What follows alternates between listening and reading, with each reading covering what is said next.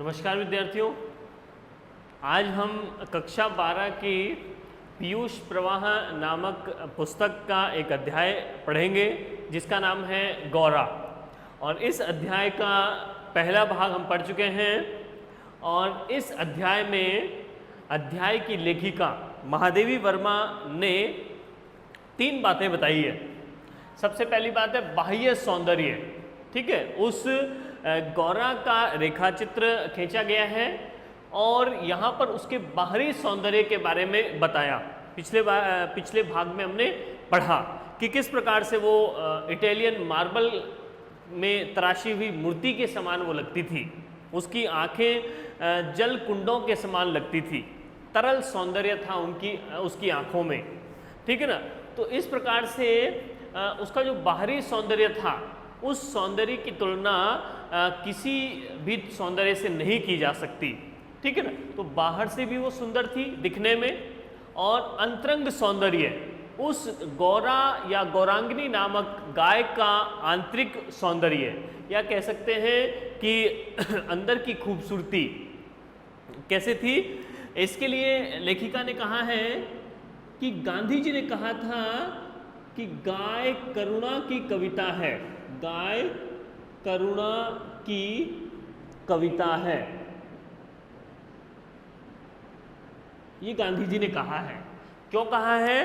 क्योंकि गाय जो है एक शांत प्राणी है, शांत स्वभाव है उसका, और उसको मनुष्य के द्वारा हिंसक जो है हिंसा उसके साथ में की जाती है, लेकिन फिर भी उसके ऊपर गाय कोई भी प्रतिक्रिया नहीं देती है, शांत स्वभाव में उसको सह लेती है और उसे दर्दनाक मृत्यु भी प्राप्त होती है, लेकिन वो उफ तक नहीं करती है, ठीक है। और जो भी जानवर हैं उनमें ये स्वभाव हो सकता है प्रतिक्रिया देने का, उसका बदला लेने का, लेकिन गाय का स्वभाव ऐसा है कि बिल्कुल शांत स्वभाव है।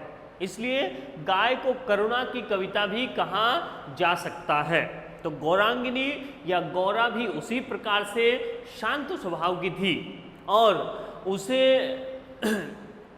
उसके पेट में जब सुई चली गई, उसके हृदय में उसके दिल को जब छूने वाली थी, तो उस पूरी पीड़ा को, ठीक है, उसने शांत भाव से सहा।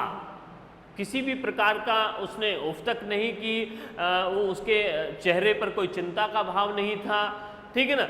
तो हम कह सकते हैं कि जो गाय है वो करुणा का सागर होती है, ठीक है। नेक्स्ट है मानवीय संवेदना। इसके साथ में तीसरी बात जो इस चैप्टर में बताई गई है वो है मानवीय संवेदना। और लेखिका महादेवी वर्मा की जो संवेदनाएं हैं, जो सहानुभूति है, वो गाय के साथ जुड़ी हुई थी। क्यों जुड़ी थी? क्योंकि बहुत से जानवर लेखिका ने अपने घर में पाल रखे थे और उनसे वो लगाव रखती थी, लेकिन उस गाय से लेखिका को एक विशेष लगाव था, उसके सौंदर्य के कारण, उसकी अलग सी एक विशेषता के कारण, ठीक है ना। तो उसके प्रति वो संवेदना रखती थी। क्यों रखती थी? कि उसकी इस प्रकार की मृत्यु हो जाएगी ऐसा उसने कभी सोचा नहीं था, कि उसका एक चंचल सा एक उसका बछड़ा है, वत्स है, और वो उसको छोड़ करके कभी भी इस दुनिया से वो जा सकती है। तो इसलिए उसकी संवेदना जुड़ी हुई थी लेखिका की। तो यहाँ पर 3 बातें लेखिका ने बताई है। एक तो बाहरी सौंदर्य के बारे में, वो बाहर से दिखने में बहुत अच्छी थी। आंतरिक सौंदर्य मतलब उसका हृदय भी पवित्र था, साफ था, शांत व्यवहार था उसका। और मानवीय संवेदना के लिए लेखिका ने लिखा है कि मेरी संवेदनाओं की अभिव्यक्ति एक पंक्ति में हो सकती है, आह मेरा गोपालक देश।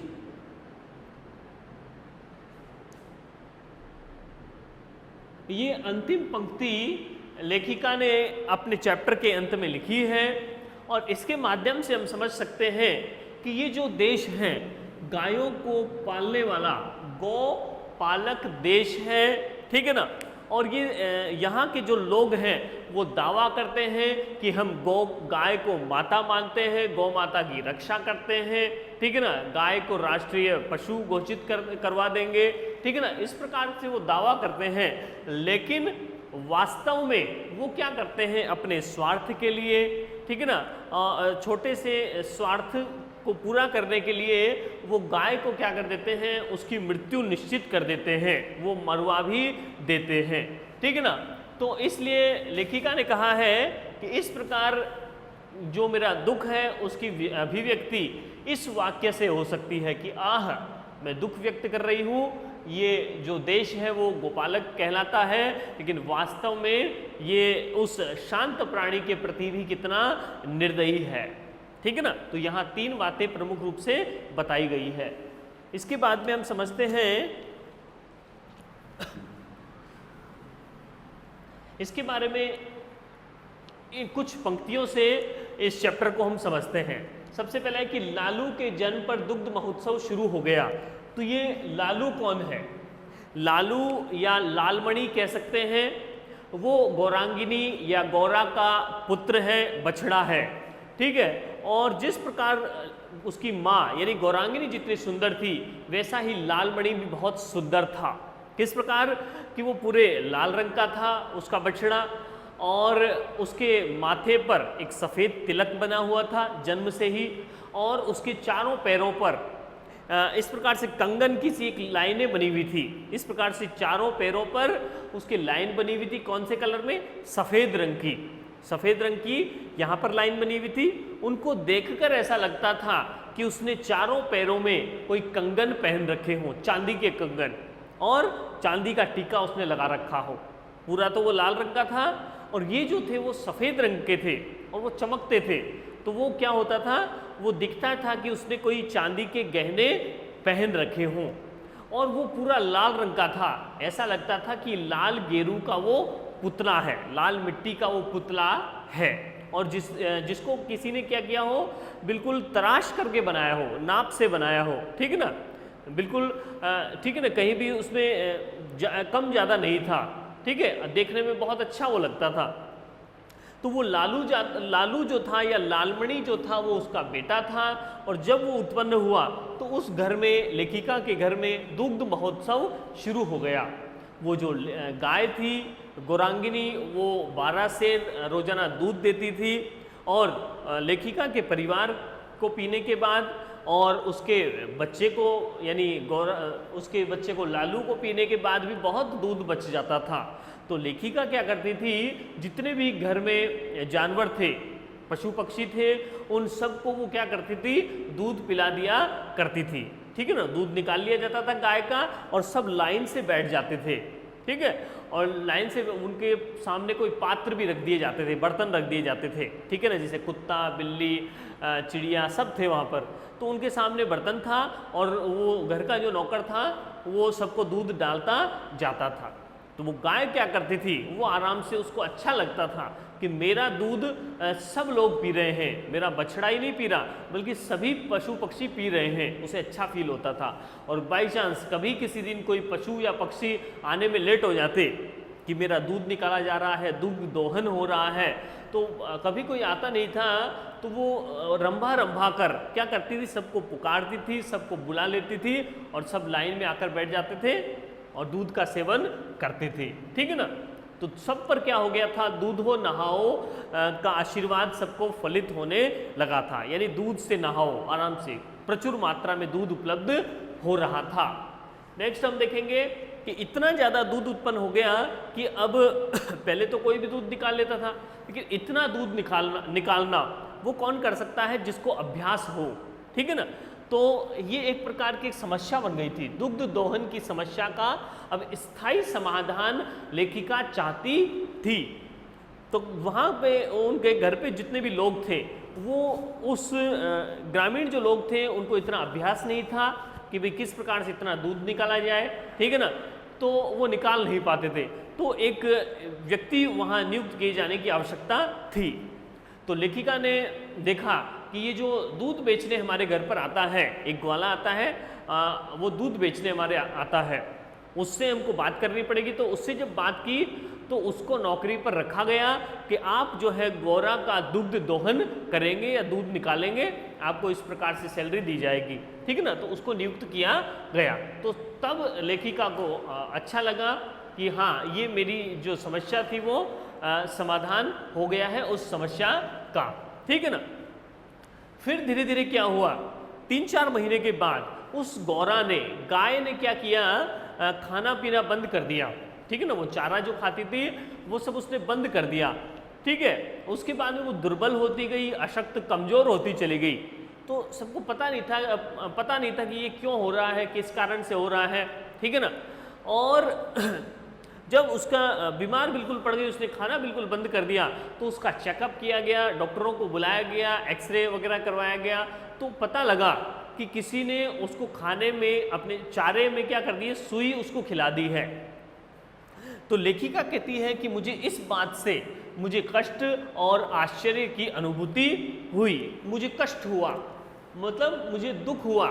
क्यों दुख हुआ कि इस प्रकार की शांत प्राणी को, ठीक है, गाय को किसने इस प्रकार से पीड़ित किया है, इस प्रकार से उससे बदला लिया है, उसको सुई खिला दी उसके चारे में, किसने किया है। बड़ी दुख मुझे हुआ, क्योंकि मुझे उससे विशेष लगाव था, उस गाय से।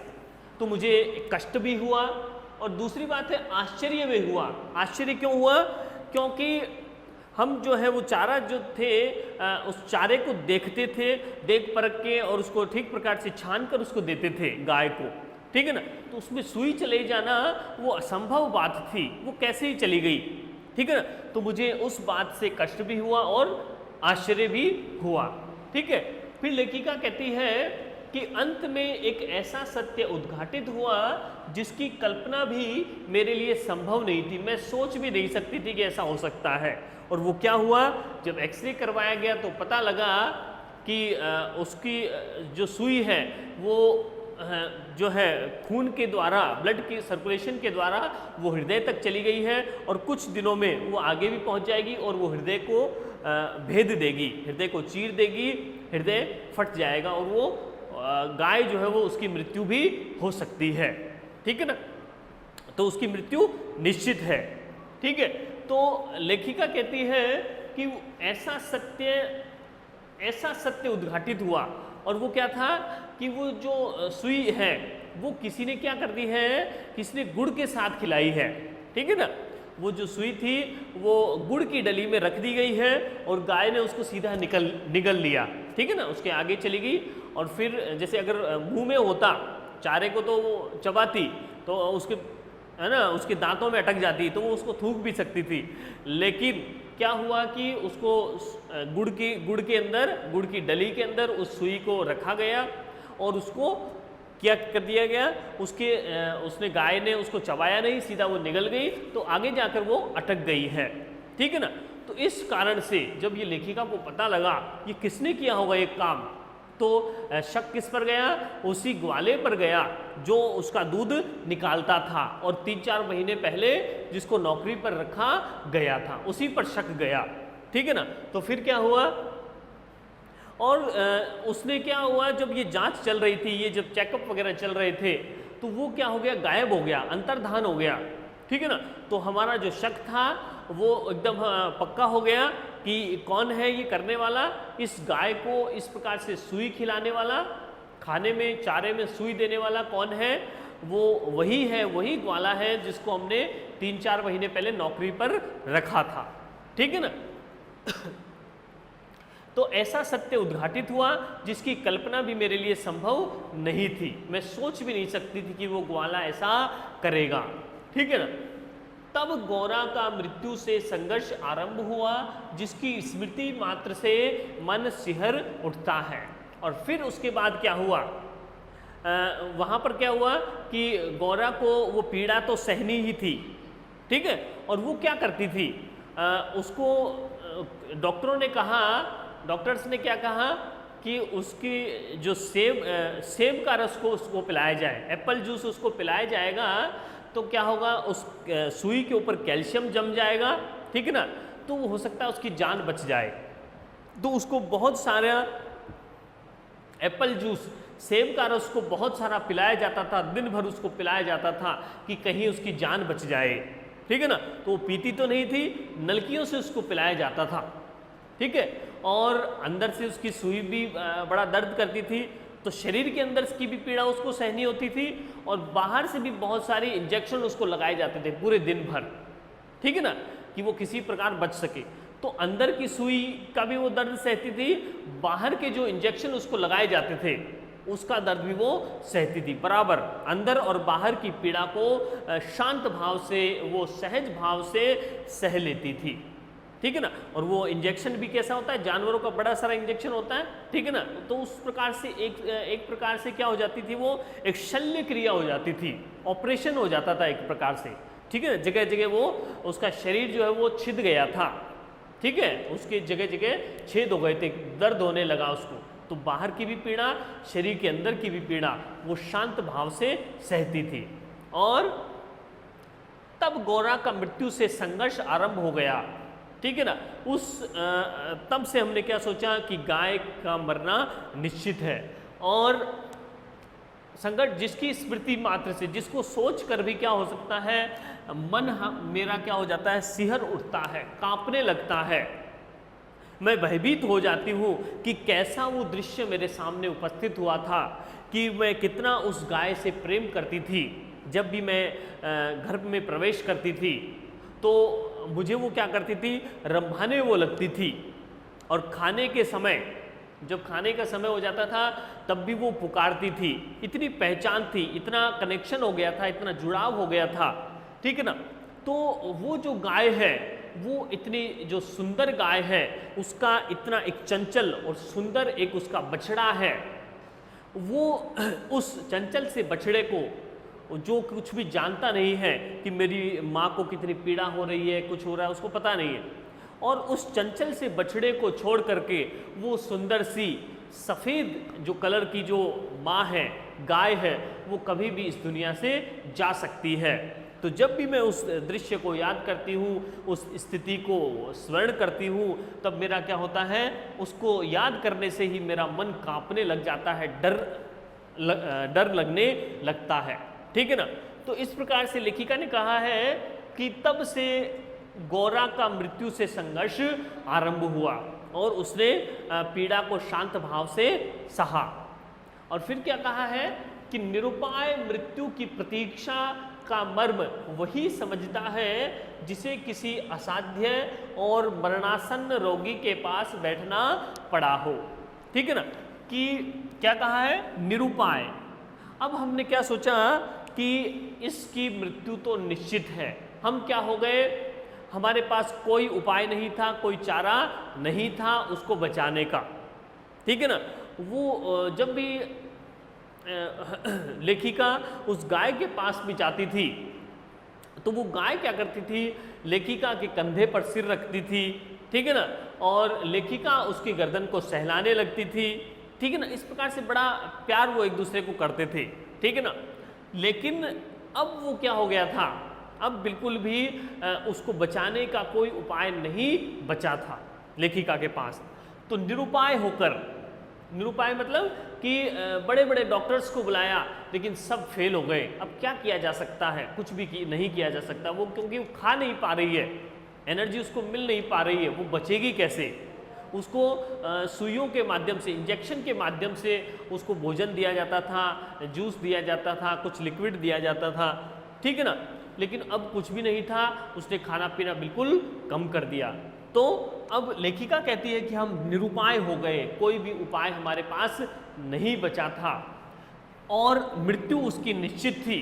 और हम क्या कर रहे थे, निरुपाय होकर मृत्यु की प्रतीक्षा करने लगे, ठीक है।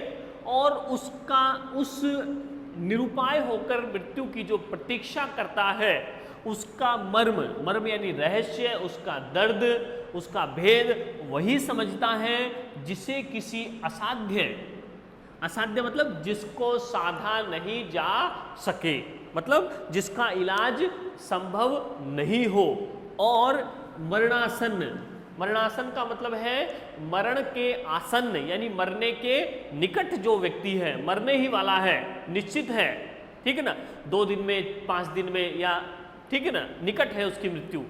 तो असाध्य और मरणासन्न रोगी के पास जिसको बैठना पड़ा हो, ठीक है। तो लेखिका ने क्या कहा है कि कोई बीमार व्यक्ति है और उसको ऐसा रोग, भयंकर रोग हो गया है, किसी भी भयंकर बीमारी की वो लास्ट स्टेज तक पहुंच गया है वो बीमार या रोगी, तो वो क्या होगा, उसको तो दुख होगा ही होगा, उसको तो पीड़ा झेलनी ही होगी, ठीक है ना। कोई भी बड़ी बीमारी हो जाए, वो बेड पर लेट गया है, उसे उठा भी नहीं जा सकता, उसका सांस लेना भी मुश्किल है, ये कह सकते हैं।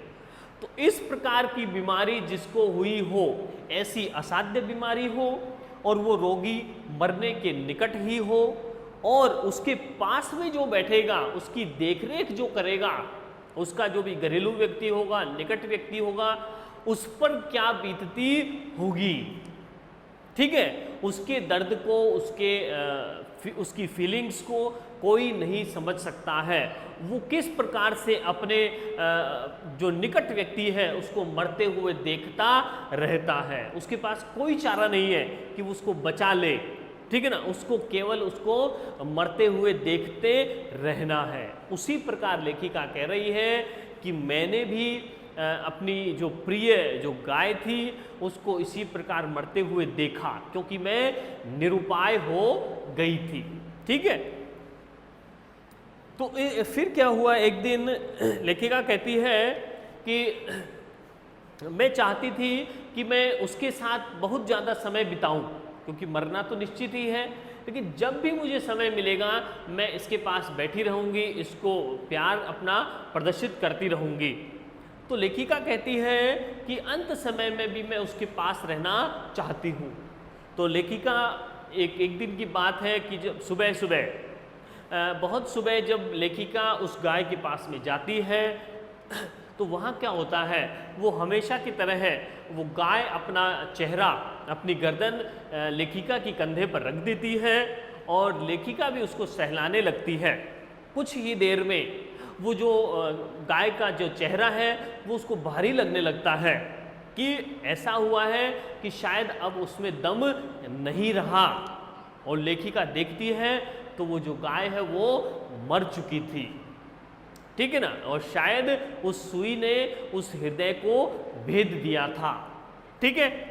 तो उस समय, उसके बाद वो गाय की मृत्यु हो जाती है, और लेखिका कहती है कि उसकी जब शव यात्रा निकली तब उस शव यात्रा में लेखिका कहती है कि गौरांगिनी को ले जाते समय, जब उसको ले जाया गया शव यात्रा में, तब उसको ले जाते समय करुणा का समुद्र उमड़ आया। मेरे हृदय में क्या हुआ, करुणा उमड़ आई, दया उमड़ आई मेरे हृदय में, क्योंकि मेरा कोई वो निकट संबंधी नहीं था, ठीक है ना, मेरा उससे कोई रिलेशन नहीं था, किसी प्रकार का ब्लड रिलेशन नहीं था, फिर भी वो मुझे इतनी प्रिय थी, इतना मुझसे जुड़ाव हो चुका था, और वो इतनी शांत स्वभाव की थी कि हर पीड़ा को सहज भाव में सहती थी, इसलिए उसके प्रति करुणा का उमड़ आना स्वाभाविक ही था, ठीक है ना। मैंने उसके प्रति क्या की, करुणा व्यक्त की, और मेरी जो शब्द होंगे वो शायद यही मेरी भावनाओं को जिन शब्दों में प्रकट किया जाएगा वो शब्द होंगे कि आह मेरा गोपालक देश। ऐसा क्यों कहा लेखिका ने कि मुझे बड़ा दुख है, मुझे खेद है, क्योंकि जिस देश में गायों को पाला जाता है, जिस देश में कृष्ण जी रहा करते थे, जो गोपाल कहलाते हैं, ठीक है ना, उनके साथ में बहुत ज़्यादा समय उन्होंने बिताया है, और गाय जो है एक शांत प्राणी है, वो सबके व्यवहार को, किसी भी प्रकार के व्यवहार को वो सहन कर लेती है सामान्य रूप से, ठीक है ना। लेकिन उस गाय के प्रति, जो गाय हमें बहुत कुछ देती है, ठीक है ना, अमृत के समान हमको बहुत सारी चीज़ें, दूध दही घी ये सब हमको प्रदान करती है, ठीक है, लेकिन उस गाय को भी कुछ लोग ऐसे भी हैं जो क्या करते हैं अपने स्वार्थ के लिए, ठीक है ना, वो क्या कर देते हैं, उसको मरवा भी देते हैं, उसकी मौत को निश्चित कर देते हैं। जिस प्रकार लेखिका ने जिस ग्वाले को, दूध बेचने वाले को नियुक्त किया था, कि आप इस गाय का दूध निकालेंगे, ठीक है, आपको नौकरी पर रखा जाता है। लेकिन उसी गाय ने उसको मरवा दिया। क्यों मरवा दिया? ताकि वापस से लेखिका उस ग्वाले से ही दूध लेने लगे, ठीक है, उस गौरा का दूध नहीं पिए बल्कि उस ग्वाले से ही दूध लेने लगे, उस ग्वाले की बिक्री और ज़्यादा बढ़े। तो अपने स्वार्थ के कारण, निजी अपने अर्थ के कारण उसने क्या किया? उस गाय का मरना निश्चित कर दिया, उस शांत स्वभाव वाली गाय को मार दिया या मरवा दिया, ठीक है। तो इस प्रकार हमने समझा इस गौरा नामक चैप्टर में लेखिका के द्वारा बाहरी सौंदर्य के बारे में बताया गया है, गाय का, उसके बछड़े का सौंदर्य, ठीक है। गाय और जो बछड़ा थे वो कैसे रहते थे? गाय बिल्कुल सफ़ेद कलर की थी, इटालियन मार्बल की मूर्ति के समान लगती थी। जो लालमणि था, लालू था, उसका बछड़ा वो लाल मिट्टी के पुतले के समान लगता था। दोनों जब साथ में खड़े रहते थे तो ऐसा लगता था कि हिम राशि के पास में जलता हुआ अंगारा खड़ा हो। किस प्रकार? क्योंकि गाय सफ़ेद रंग की थी, वो हिम राशि के समान लगती थी, बर्फ के भंडार के समान लगती थी। और जो गौरा का बच्चा जो लालू था वो लाल पुतले के समान लगता था, जलते हुए अंगारे के समान लगता था। तो बाहरी सौंदर्य के बारे में बताया गया, फिर आंतरिक सौंदर्य के बारे में बताया गया कि कितनी वो शांत स्वभाव की थी, और फिर लेखिका की मानवीय संवेदनाओं को यहाँ व्यक्त किया गया कि किस प्रकार लेखिका को वो दिल को वो छूती थी। धन्यवाद।